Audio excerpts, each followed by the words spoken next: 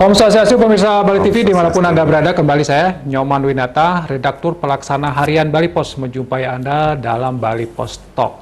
Nah, kali ini mungkin sangat istimewa sekali karena saya diberikan kesempatan mewawancarai Kepala Badan Narkotika Nasional Provinsi Bali atau yang disingkat dengan BNNP ya, Bali. Provinsi Bali.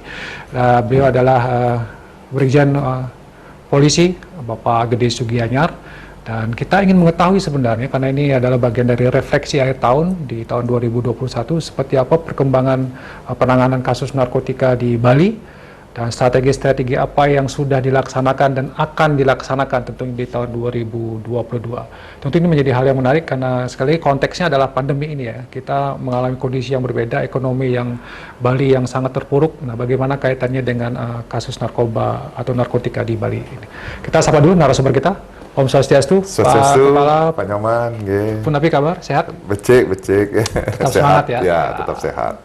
Ya, Pak Kepala, kita bisa mulai dengan perkembangan kasus di tahun 2021 ini ya, kemudian dibandingkan dengan tahun 2020, karena kita ini masih dalam pandemi. Ya.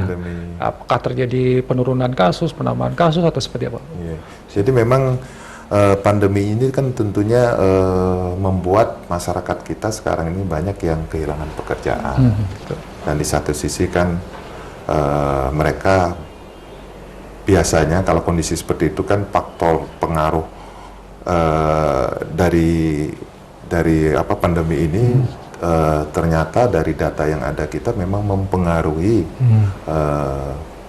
kasus-kasus narkoba yang ditangani oleh BNN Provinsi Bali dan juga oleh teman-teman dari penyidik dari kepolisian dan juga dari stakeholder yang lainnya, termasuk juga ada stakeholder dari Bea Cukai dan yang lainnya. Nah, peningkatan ini memang sangat signifikan, terutama kasus yang menonjol yang kita tangani, yang ditangkap adalah narkotika jenis sabu dan ganja.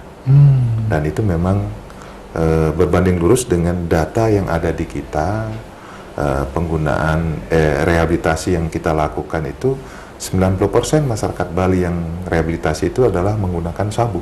90%. Ya. Setelah itu baru ganja. Nah, penangkapan yang kita lakukan oleh BNN Provinsi Bali, karena memang kita di BNN ini fokus untuk menjaga barang itu, narkotika itu jangan sampai masuk ke Bali, jangan sampai beredar di Bali. Sehingga kita fokus memantau jaringan-jaringan besar, dan kita sudah bisa menangkap dalam tahun 2021 itu hampir 3 kg sabu. 3 kg sabu. Hampir, sekitar 2,8. Tapi kalau dilihat dari nilai jumlah harga tinggi, kalau 3 kilo itu bisa sampai 3 sampai 4 miliar ya. Tapi yang lebih penting adalah bagaimana dari 3 kilo itu bisa menyelamatkan generasi muda dari penggunaan sabu.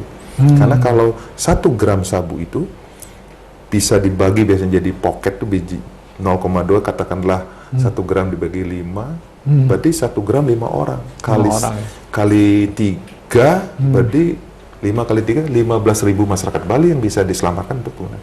Itu yang lebih penting, bahwa barang itu kita cegah jangan sampai beredar. Demikian juga ganja.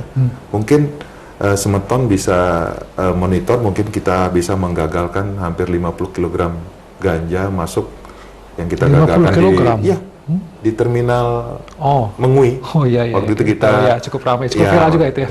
Viral ya.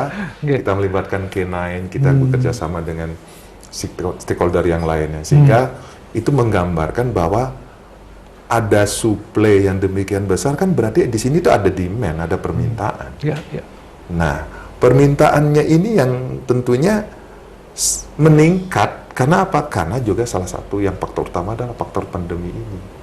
Sehingga memang pandemi ini menyentuh semua sektor, selain sektor ekonomi, termasuk juga penggunaan narkoba. Itu berarti ada semasa pandemi ini justru ada peningkatan permintaan narkotika di Bali. Betul. Permintaan narkotika karena memang banyak masyarakat, mungkin banyak yang yang dulunya mungkin bekerja dan sebagainya kan bisa stres dan sebagainya, mempengaruhi. Dan bisa juga berpengaruh juga terhadap mereka yang pecandu, mungkin yang sudah direhabilitasi, sudah tidak memakai karena faktor pandemi, bisa memakai lagi. Jangan salah loh, Bli. Orang menggunakan narkoba, orang kecanduan narkoba itu tidak ada istilah untuk sembuh, yang ada pulih. Jadi seumur hidupnya dia sampai mati, potensi memakai narkoba itu akan selalu ada. Oh begitu ya. Jadi sangat membahayakan ya, ya kalau sudah karena sudah menyerang sistem saraf kita. Itu adanya pulih ya. Kalau direhabilitasi ya pulih. Pulih, ya. bukan Tapi sembuh. bisa kumat lagi lah katakan begitu ya. Ibaratnya kalau kita misalnya hari ini kita flu, 80% drop, besok istirahat, diobatin, kembali 100%. Tapi kalau orang kecanduan narkoba, saraf sudah kena, kondisinya sudah 70%, direhabilitasi bukan mengembalikan 100%. Di dunia ini nggak ada yang bisa menyembuhkan Total. kalau saraf rusak loh ya, tidak ada. Jadi rehabilitasi itu hanya mempertahankan supaya jangan lagi drop dan supaya bisa mengatasi kalau keinginan memakai narkoba itu ada. Bukan orangnya yang menginginkan, tapi sarafnya yang sudah rusak itu menginginkan. Itu diajarkan dilatih di dalam rehabilitasi itu. Gitu. Baik. Jadi ada permintaan. Berarti juga sebenarnya kalau dalam masa pandemi ini yang menarik adalah justru terjadi peningkatan permintaan karena ini bagian dari.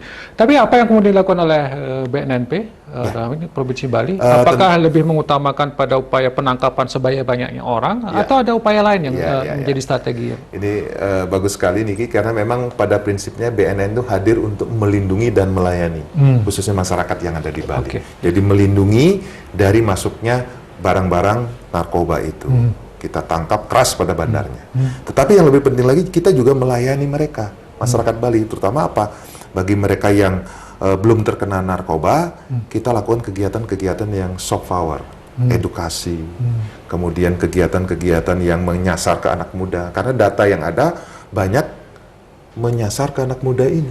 Narkotika itu ya? Narkotika itu, sehingga kita sekarang kegiatan kita arahkan berbasis media sosial lebih banyak. Karena apa? Karena mereka pengguna sosial media aktif. Kemudian mereka yang sudah terlanjur kena narkoba, diapain? Apakah dibiarin aja, dibiarkan dia mati gitu? Tidak. Karena ini kewajiban negara, kewajiban undang-undang. Di dalam undang-undang narkotika nomor Undang-Undang nomor 35 tahun 2009 itu diamanatkan bahwa mereka yang warga negara Indonesia yang merupakan pecandu dan korban penyalahguna itu negara wajib untuk merehabilitasi. Sehingga masyarakat yang merasa kecanduan merupakan korban datang melapor ke BNN maupun tempat layanan rehabilitasi yang lainnya. Yang pertama adalah mereka tidak akan diproses hukum, tidak akan ditangkap. Dan yang kedua, privasinya dijamin. Kalau dia bekerja, kuliah, belajar, tidak akan beritahu supaya hak dia untuk bekerja dan belajar tidak hilang. Dan yang terakhir, kalau menggunakan fasilitas yang dimiliki oleh BNN, dia akan ditanggung oleh negara alias gratis. Nah ini memang sejalan dengan program yang dicanangkan oleh Bapak Kepala BNN RI, Bapak Komjen Petrus Rendat Golose selaku Kepala BNN RI yang tagline-nya adalah War on Drug. War on Drug. War on Drug. Perang melawan narkoba dengan 3 pendekatan. Apa itu? Hard power, soft power, dan smart. Smart. Ya, hard kita keras pada bandar. Bahkan bandarnya selain di hukuman mati juga dimiskinkan dengan TPPU. Tindak pidana pencucian uang. Yang soft itu adalah dengan edukasi, tadi saya sudah jelaskan lewat media sosial maupun secara langsung, termasuk juga salah satunya dengan lewat media Bali TV. Tapi juga adalah bagaimana juga memperdayakan, empowering kepada masyarakat supaya dia tangguh melawan bahaya narkotika. Supaya diberikan pemahaman bekal yang kuat mereka di daerah daerah merah narkotika diberikan pelatihan supaya dia produktif, supaya tidak jualan narkoba. Betul ya. Dan juga bagi yang satu lagi adalah rehabilitasi, karena rehabilitasi ini adalah sesuatu yang harus dilakukan dengan cara-cara yang soft, tidak dalam kerangka penegakan hukum. Nah, satu lagi yang terakhir adalah smart power. Smart power ini adalah sesuatu yang harus kita lakukan karena namanya kejahatan narkoba, para bandar dan sebagainya, mereka sudah menggunakan teknologi, sudah menggunakan media sosial, sudah menggunakan dark market. Kita harus mengimbangi dan memang menangkap, katakanlah kita nangkep 1 kilogram sabu di bandara, itu bukan ujuk-ujuk terus langsung datang gitu. Kita prosesnya panjang sekali. Kita harus memanfaatkan Melacak. intelijen kita, jaringan kita, karena pada dasarnya BNN itu berusaha untuk bergerak di hulu, termasuk juga dengan BNN RI. Bagaimana barang itu masuk ke Indonesia lewat 80% lewat laut, terutama lewat Selat Malaka itu, di hulu dimasuk. Jadi kalau BNN RI itu nangkapnya bukan kilo kayak kita, sampai tonan beli. Tonan, betul ya. Bayangkan, satu ton sabu 1000 kilogram kalau dipakai oleh masyarakat Bali itu bisa mabuk semua. Bisa. Jadi penting. Itu. Ya, luar biasa sebenarnya tugas dari Badan Iya. Narkotika ini ya. Jadi kita memang fokus kalau untuk pemberantasan kita memang di hulu supaya Baik. barang itu tidak masuk beredar. Baik. Tadi soft power yang rehabilitasi, mungkin masyarakat juga perlu dipertegas lagi Pak Kepala bahwa mereka kalau sudah kecanduan sebaiknya melapor saja ya, jangan sampai ditangkap gitu ya. Ah, itu dia. Yang ini semeton semeton yang menonton mungkin saya ingatkan, saya yakinkan kembali lagi bahwa selama ini mungkin saya sudah sering sampaikan bahwa jangan ragu datang ke BNN terdekat, bisa di provinsi di Jalan Kamboja, bisa di Kota Denpasar di Jalan Melati, bisa di Badung, BNN Badung, bisa di Gianyar, Karangasem, dan Buleleng.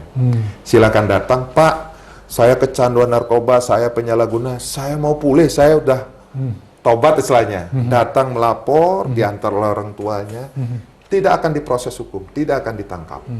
Yakin tidak akan ditangkap. Jaminannya saya seorang jenderal, kalau ada yang ditangkap melapor, nanti saya yang akan turun tangan. Baik. Dan kemudian yang satu lagi, mereka privasinya dijamin. Jadi kalau mereka yang melapor itu kecanduan, dia bekerja mungkin, kita tidak akan memberitahu tempat dia bekerja. Ya. Supaya mereka tidak kehilangan pekerjaan ya. Yang kuliah tidak akan diberitahukan kampusnya supaya mereka bisa tetap kuliah gitu. Ya. Jadi rehabilitasi bisa berjalan kalau memang kuliahnya dia pagi, bisa kita lakukan siang. Baik. Baik, kita bicara kemudian di tahun 2022 Pak Kepala. Apa ada program khusus yang sudah dicanangkan atau target-target tertentu yang mau dicanangkan atau dicapai di tahun 2022 ini? Jadi memang sekali lagi bahwa menangani narkoba tidak bisa BNN sendiri, bahwa ini adalah tugas seluruh stakeholder, seluruh kementerian, lembaga, pemerintah pusat, pemerintah daerah, dan seluruh elemen masyarakat seperti yang diatur di dalam Impres nomor 2 tahun 2020. Jadi bahwa semua stakeholder yang tadi saya sebutkan itu wajib membuat rencana aksi nasional di bidang P4GN, pencegahan, pemberantasan, penyalahgunaan, dan peredaran gelap narkoba. Nah, mereka harus membuat melakukan upaya-upaya terutama yang sifatnya edukasi, sifatnya soft power itu, edukasi, tes urin dalam rangka deteksi dini. Misalnya suatu saat ada di kantor-kantor adakan tes urin, bukan untuk mencari-cari kesalahan, bukan nanti untuk diproses hukum, tidak. Itu adalah dalam kerangka deteksi dini untuk diketahui apakah ada penyalahguna. Kalau ada, diarahkan untuk rehabilitasi. Dan tidak boleh dipublikasikan. Tidak boleh dipublikasikan. Hanya boleh diketahui oleh pimpinan instansi yang meminta. Dan mereka bisa menggunakan sesuai dengan regulasinya masing-masing. Kalau kita pendekatannya nanti rehabilitasi, bukan nanti ditangkap, ditahan. Bukan ditangkap, diadili, bukan ya? Nah, makanya saya menghimbau semua sekarang, seluruh pimpinan instansi, perusahaan, atau siapa saja dalam rangka mendeteksi dini, silakan datang ke BNN, kita akan lakukan kegiatan kerjasama untuk tes urin. Itu amanat Impres. Tapi satu lagi ada di dalam Undang-Undang Narkotika disebutkan bahwa 104 dan 105 itu bahwa masyarakat mempunyai bisa berpartisipasi di dalam upaya P4GN dan mempunyai hak dan kewajiban. Jadi sekarang itu siapa saja masyarakat mempunyai hak dan kewajiban untuk itu. Jadi saya akan merangkul, mengajak seluruh lapisan masyarakat, stakeholder maupun influencer, siapa saja yang mempunyai follower, yang mempunyai pengikut, saya akan rangkul dia untuk mengedukasi. Karena kan sekarang begitu eranya, apalagi era media sosial. Jadi saya harus lewat influencer. Dan itu akan digencarkan di tahun 2022 ya Pak? Tentu, dan sudah kita lakukan tahun ini. Kita akan lebih tingkatkan, kita akan merangkul seluruh lapisan, tidak pandang. Kita tidak berpolitik, tidak, enggak. Kita hanya menyasar, mengedukasi mereka-mereka itu, follower-follower itu, supaya jangan mendapat persepsi yang salah tentang narkoba. Karena ada yang bilang, wah narkoba sekali-sekali boleh, nggak apa-apa. Terus ganja bukan narkoba di luar negeri boleh. Itu pemahaman-pemahaman yang salah, yang harus saya mengedukasi. Saya harus hadir di sana, bukan menjauh, gitu loh. Jadi ada media sosial di YouTube juga ada, ada podcast juga ya sudah ada. Kita punya Instagram, YouTube, Facebook, Twitter, semua info BNN_Prov_Bali. Pokoknya jangan lupa pantengin karena banyak informasi-informasi. Tentunya kita tetap bekerja sama dari tahun sebelum-sebelumnya kita dengan Bali TV ya. Saya apalagi saya mantan Kabid Humas Polda Bali sudah sangat paham dengan Bali TV. Saya dengan Pak Satrina Radde juga saya sudah sangat dekat hubungan kita. Jadi ini tentunya adalah sesuatu yang merupakan mitra strategis kita di dalam mengedukasi bahaya narkoba. Jadi terima kasih Bali TV ini. Ya, terima kasih Pak Kepala atas penjelasannya, dan tentu war on drug ya, berarti war on drug. Narkotika ini adalah musuh kita bersama ya Pak Kepala ya. Dan satu hal yang penting juga, ini beberapa kali juga sudah ditekankan bahwa bagi masyarakat yang sudah kecanduan sebaiknya melaporkan diri untuk bisa direhabilitasi supaya tidak ditangkap ya. Kalau ditangkap itu proses hukumnya ini akan tentu tidak baik. Dan satu lagi informasi juga, kantor-kantor bisa meminta BNN untuk melakukan tes urin ya. Dan bukan nanti kalau ketahuan akan diproses hukum, kan juga ya, direhabilitasi kan. Ini, dan juga untuk kepentingan pimpinan perusahaan supaya bisa mendeteksi. Betul. Ini juga informasi yang menarik yang mungkin kira-kira untuk bisa kita bersama-sama mencegah menyebar meluasnya penyalahgunaan narkotika ini. Baik, demikian Bali Post Talk kali ini, mudah-mudahan bisa banyak manfaat yang bisa pemirsa ambil. Saya tutup dengan Pramusanti. Om Santi. Terima kasih. Matur semua. Li, matur semua. Jadi